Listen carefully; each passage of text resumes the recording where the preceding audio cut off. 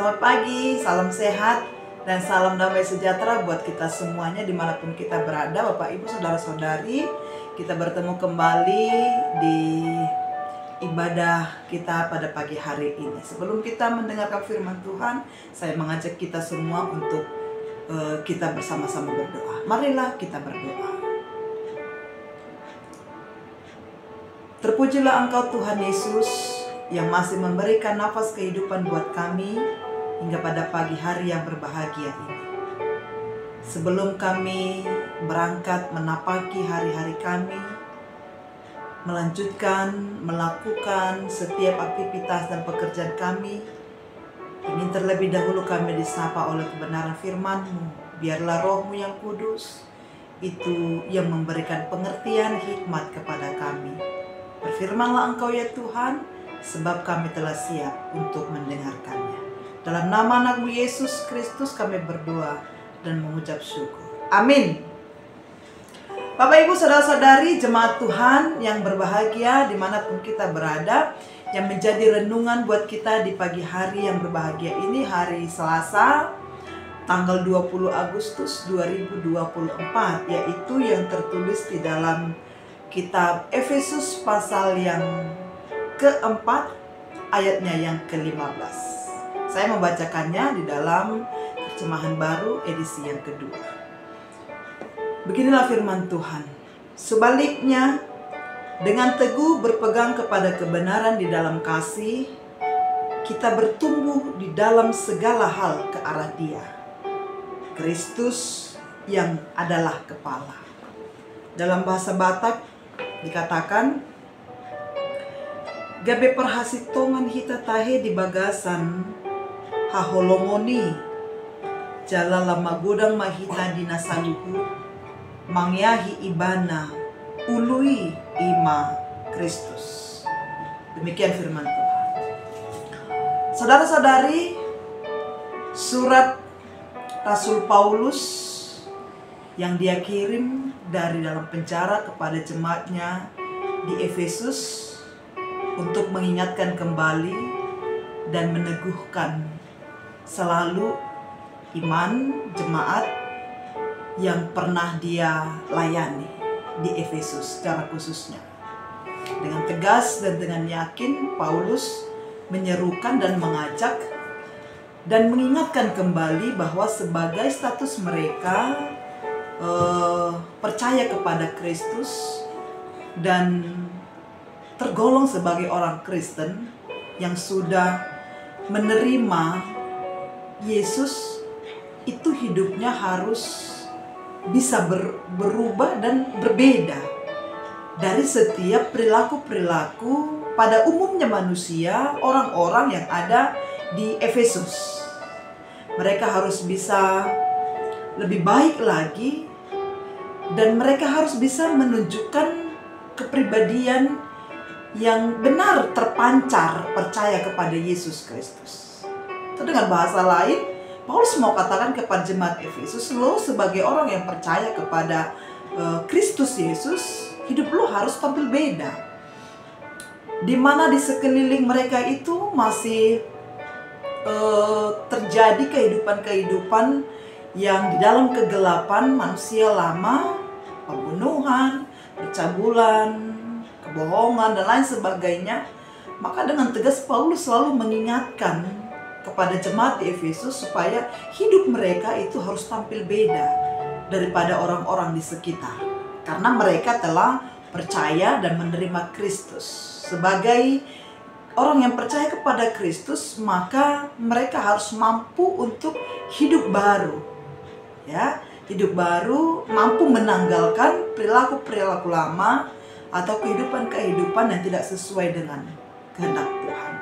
Maka dari itu, Efesus juga selalu diteguhkan melalui nasihat dari Rasul Paulus. Secara khusus, firman yang boleh kita dengar pada hari ini, dengan teguh berpegang kepada kebenaran di dalam kasih, bertumbuh di dalam segala hal ke arah Dia.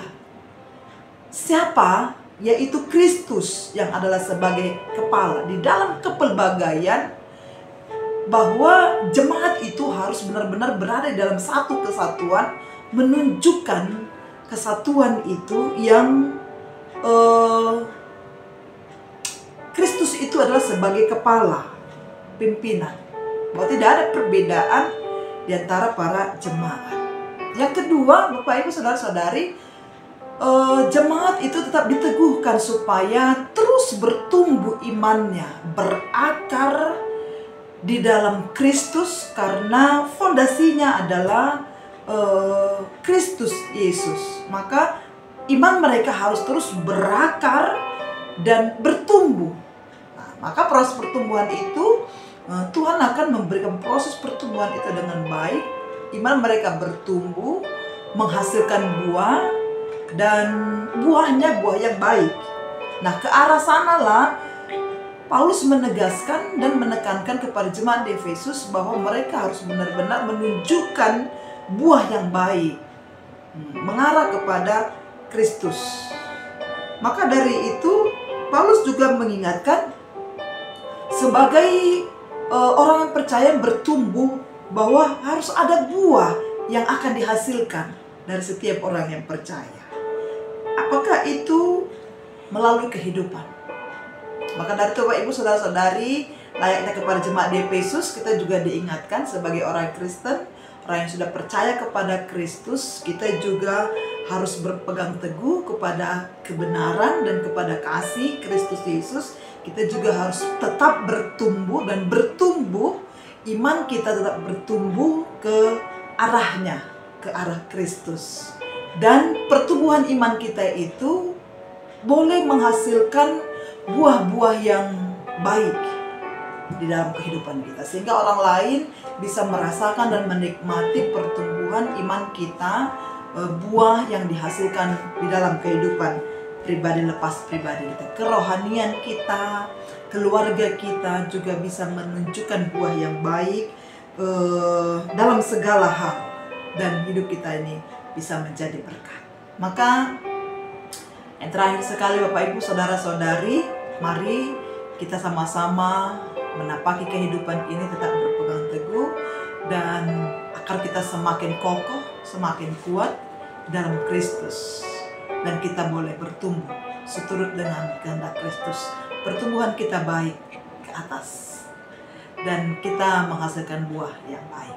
Kiranya Tuhan Yesus memberkati kita, apapun aktivitas kita sepanjang satu hari ini, dan dimanapun kita melakukan aktivitas kita, apapun pergumulan yang mungkin boleh kita hadapi saat ini, biarlah Tuhan yang selalu memberikan kekuatan dan peneguhan kepada kita, pribadi lepas pribadi. Haleluya, amin. Mari kita berdoa. Terpujilah Engkau Tuhan yang telah mengingatkan kami melalui kebenaran firman Tuhan, agar kami tetap bertumbuh di dalam Tuhan. Pertumbuhan iman kami itu boleh dirasakan dan dilihat oleh orang-orang di sekitar kami.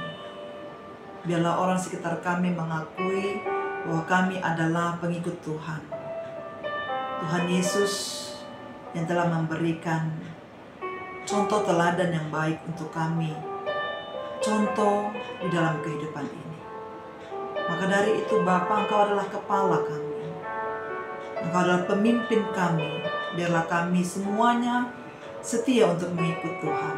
Walau apapun yang terjadi, badai topan apapun yang melanda kehidupan kami, biarlah Tuhan yang selalu menopang kami.